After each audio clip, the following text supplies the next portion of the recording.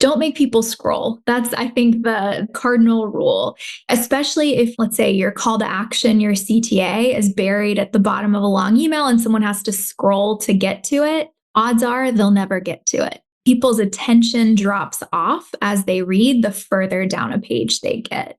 Welcome to Your Intended Message, the perfect place for leaders and promising professionals who want to convey the intended message for greater success. Every week, we interview experts who address the challenges and best practices to deliver your message effectively. That might be one-to-one, one-to-few, or one-to-many. And perhaps the most important conversation, one-to-self. I'm your host, George Torok. My guest today is Grace Foster. Here's 3 facts that I think you should know about her. 1, Bold Type, the company that she co-founded, is WBENC certified, 100% woman-owned, and has worked with organizations including Johnson & Johnson, Capital One, UPS, the U.S. Department of Agriculture. A nice collection of clients there. And 2, she is a Forbes contributor in the careers and leadership spaces. And 3, she enjoys long walks with her dog, Indiana Jones. And I can just see you out there with the dog running, calling, Indy, Indy. Exactly, George. Yep. Grace Foster, welcome to Your Intended Message. Thank you, George. I'm really happy to be here. Delighted to be talking with you today. And our topic is one that should grab everyone's attention. It's about writing.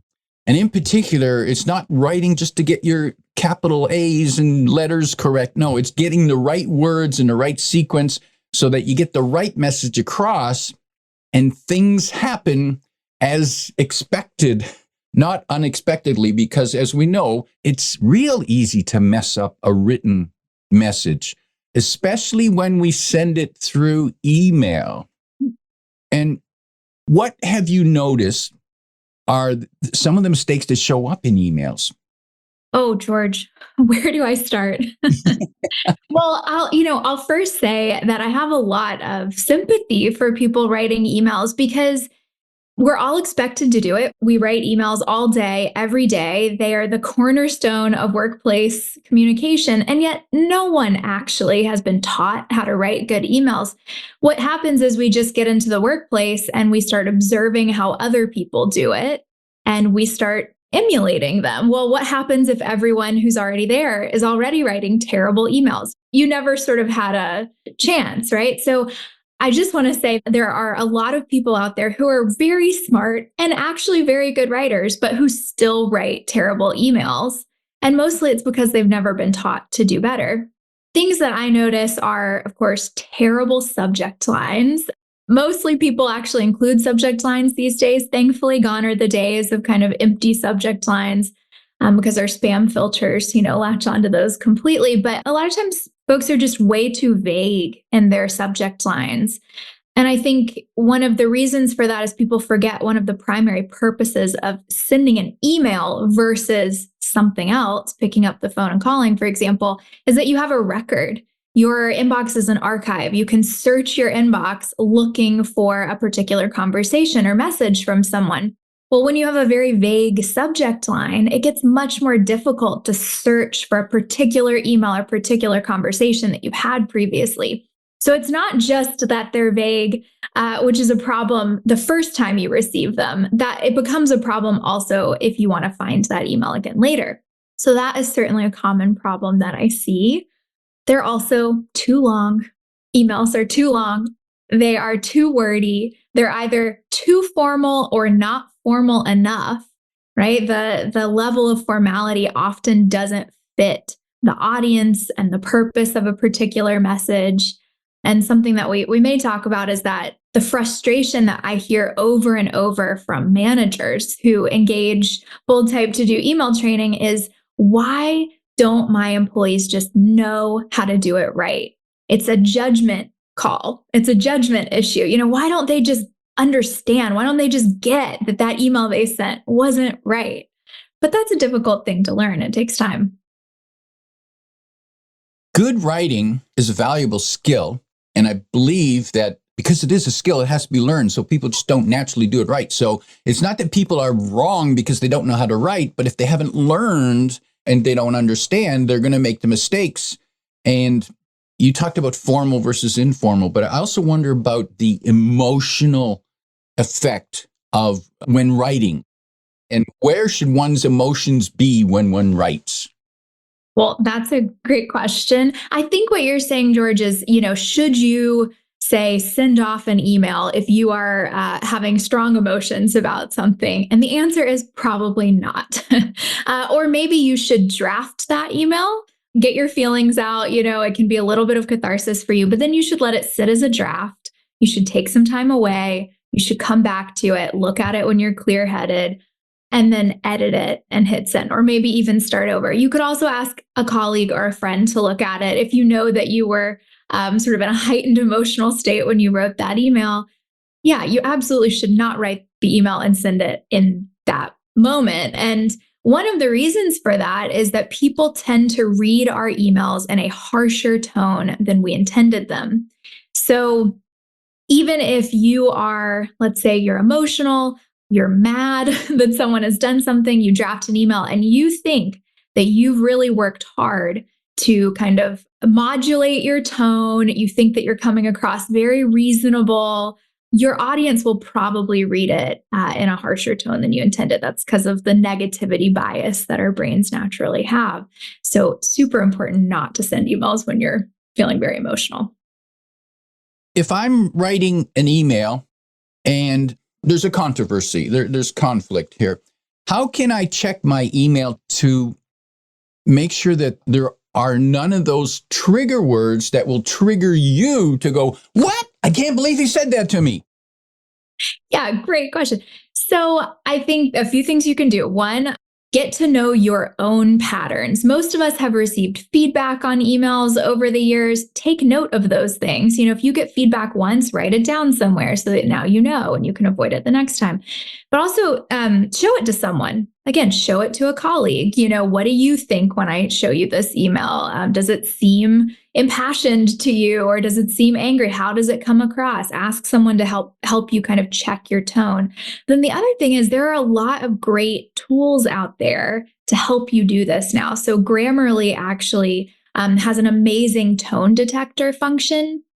It was in the beta phase for a long time, but I think now it's part of the kind of the standard, even free version of Grammarly. And it plugs into your email inbox and it uses a system of emoji to reflect to you what your tone is. And it's not 100% accurate. I use it and look at it frequently.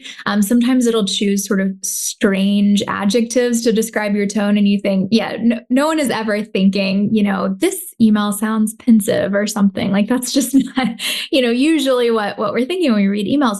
But I think that is a great tool as well. It helps to build in some objectivity and some distance when it comes to considering your tone. Grammarly, great tool for checking there.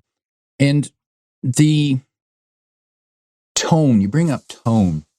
And a few decades ago, when my boss actually sent me for training in writing, one of the big lessons that was a big aha for me was that writing has tone.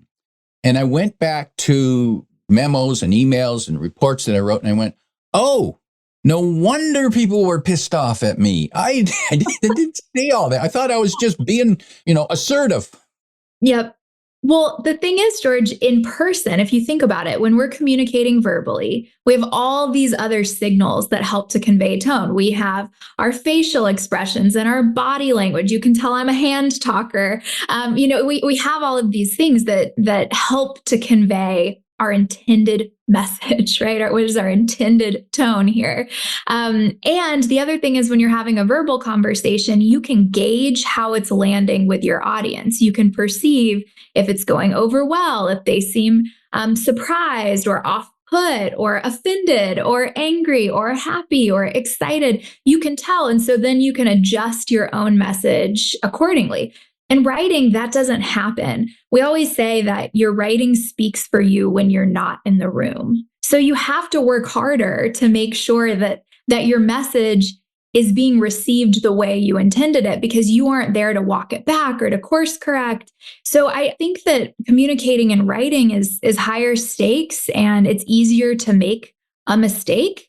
And the thing that's really scary about it is you don't always know that you've made the mistake. If someone doesn't tell you, or you don't somehow find out that they, took a message a particular way, you may not know, or you may not know for a year, the next time you reach out to that person. It might be too late at that point to correct that, that impression. So writing is risky stuff. I recall a senior executive who gave me some advice. He said that whatever you put in writing is there forever. It's on the record. However, if you speak it, you can always deny. Right.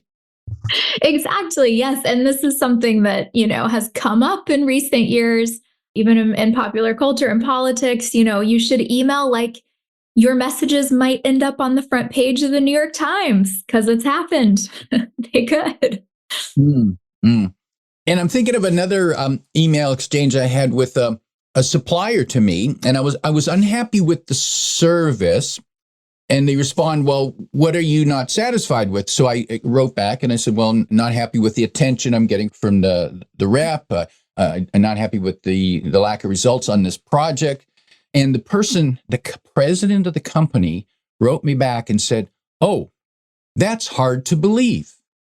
And I took that. Now, maybe I took it the wrong way, but I took it like he's calling me a liar. Yeah, that's kind of how that sounds.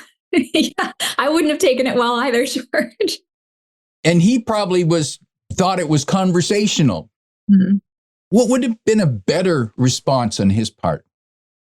Well, just some of the basic tenets of active listening, I think, would have been helpful there. Thank you for expressing this concern. I'm sorry that this has been your experience. We'll do everything we can to fix it. Or this is not typical of our sales reps, and I'll personally follow up, to check in with that person. And if you really didn't believe it, if that felt, out of the ordinary, you still wouldn't say that, I don't think.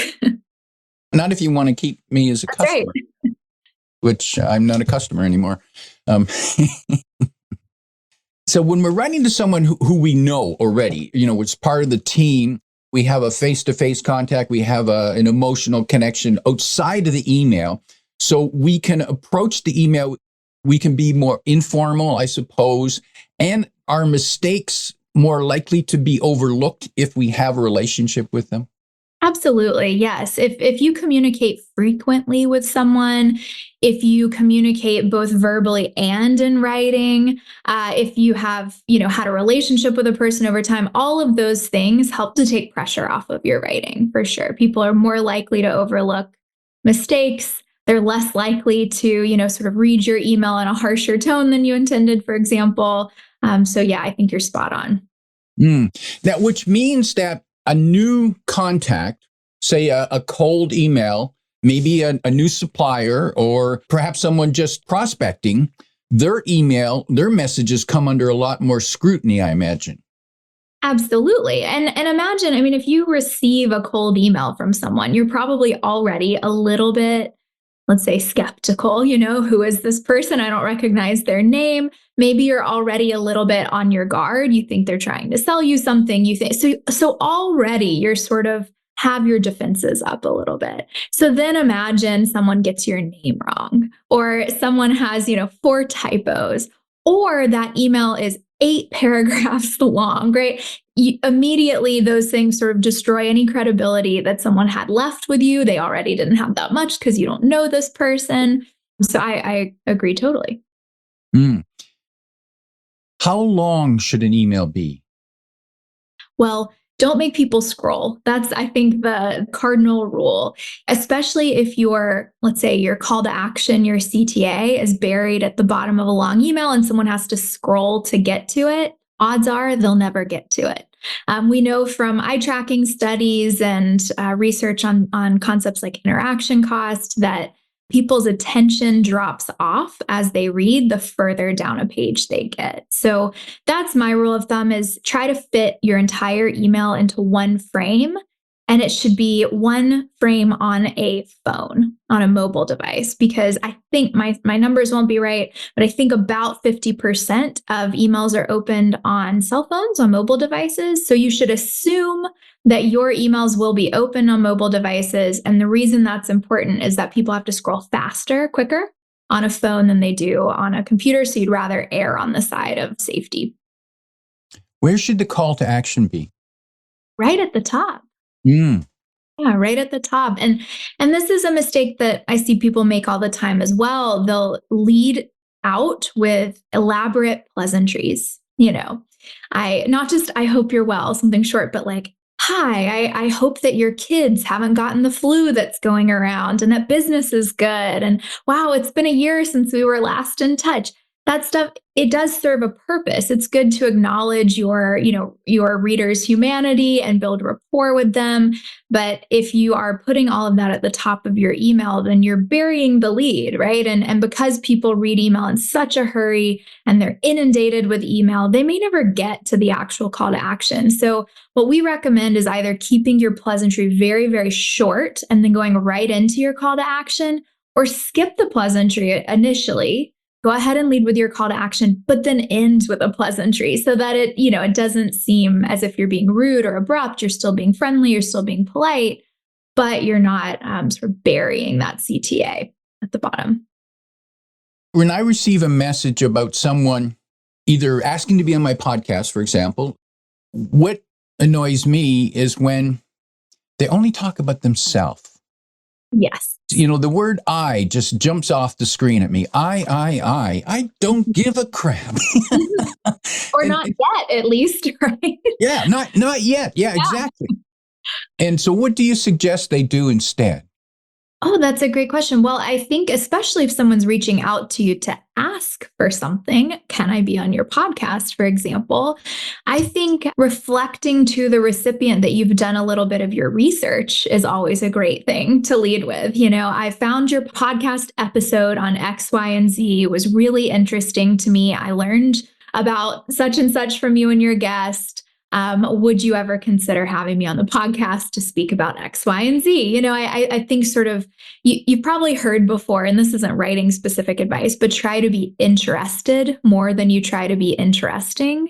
And I think that stands out to people, show interest, genuine interest in the other person's work or life or project or whatever it is. And I think that grabs people's attention. And more people need to understand that, especially when you're asking me for something, whether it's to buy from you or to feature you. Show that you are interested in me first. Why should I look at you? I don't care what you did. I don't care what people said about you, at least not yet. Not yet, right? And that's the thing, is not yet. You don't know each other yet, so I think you have to be very aware, very self-aware at what point in a conversation or exchange, is someone interested in hearing those things about you? And, George, I have noticed that this is a trend in marketing emails, like the cold emails that I receive. People are starting to figure this out, is what I'm saying. In the cold emails that I receive in the last year, I've noticed a really marked difference in the way people reach out to me. And rather than leading with their product or service or whatever, they all have found me via LinkedIn, and they all lead with certain details that they've found about me on my LinkedIn profile. Like, oh, I'm also a Hoya. We both went to Georgetown, or, it says here you went to college in South Carolina. I spent some years in South Carolina or whatever. I've noticed that this is, and what's funny is it still doesn't mean that I'm going to buy this product or service, but I do open those emails more than I open the ones that just lead with, hi, we have this product or service, whatever, because I don't care. I didn't need that thing. I didn't ask you to reach out to me about it. But if it says something about me or my history or my profile, I'm like, ooh, I open it. Good reminder that the most important person in the world is always ourselves. and and if you realize that, I'm more likely to read your message or listen to what you say. Absolutely. Mm, Absolutely. Especially when people are in a hurry, they're busy. I like to think what's going to stop someone in their scroll. Let's say they get 200 emails a day, they're triaging their inbox. What's the thing that's going to stand out to them in the sea of all the other things? and good point. Yes, yes, I do triage my email. It's like, oh, okay. Oh, that sounds interesting. Oh, I have no idea what that is, so I don't care. Don't know what that is. Don't know them. Don't know them. Maybe later, maybe. And it never happens. That's right. That I always say that if you see an email and you think maybe I'll get to this later, it's a no. Mm, You're not going to look at it later because by the time later comes around, you have another 50 emails that have come into your inbox that you've triaged. So if it's a maybe, it's a no. Now, what about getting started on writing? Sometimes you sit down and you think, I don't know where to start. I don't know what to say. What can you suggest to get people started? Because I think once they get started, it flows. Yeah, I can think of two things right off the bat. So first of all, we have a really simple tool that we teach in workshops called the ART. It's an acronym: audience, result, and tone. And I think a lot of times when people struggle to get started, it's because they're already thinking about the finished product. They're thinking about, what that completed email will look like. But what they should be thinking about are, who is my audience? What is the result that I'm aiming for? What do I want to happen because I wrote this email? And then what is the appropriate tone to take to move my reader to that response, to that result? And so I think if you jot down, the A, the R, and the T for a given email or a given piece of writing, for one thing, you're already starting to write. Even if you're not writing the finished product, your hand is moving or your fingers are typing. So it kind of starts to get you going and it keeps you focused on what's important. So that's one thing is try starting with the art. The second thing is the reason people struggle to get started is there's this perfectionist trap. They're thinking already about what this perfect final product is going to look like. What they should be focused on is writing a terrible first draft. And so I think if you give yourself permission to do it bad on purpose, it's easier to get started.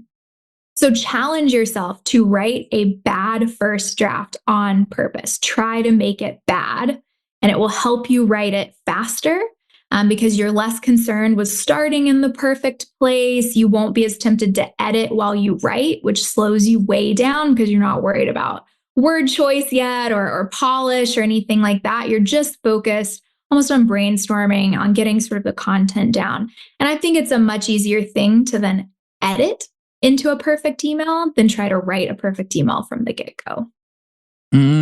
Good suggestion. Write a bad message first and then go back and edit because no one has to see that bad message. That's right. And no one should. And you mentioned also the importance of understanding the result you want from your message. Again, I received a message from a colleague a little while ago, and all they were doing was complaining. And I'm thinking, what do they want from me? Good question. What do you think they did want from you? I kind of thought that the email's therapy for them. Yes, I think you're spot on. I don't think they wanted anything to happen because they wrote that email. I think they just needed to get it off their chest. And I don't know that that's an appropriate use of email. Maybe text someone, give them a call. It's probably not the right way to approach it. Word choice. What do you recommend people do in terms of their word choice, especially if they work in a technical field?